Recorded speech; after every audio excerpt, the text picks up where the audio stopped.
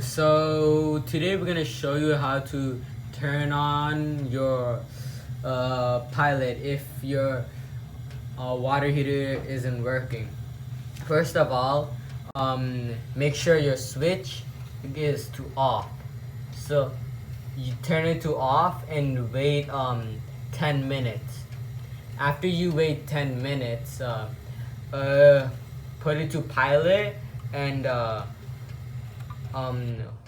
put it to pilot, hold it down, put to pilot, hold it down, and click the ignite and wait until that flashes. Wait until the status flashes for 90 seconds. And after that, your pilot will work again, and you'll get warm heat or whatever, what setting you want.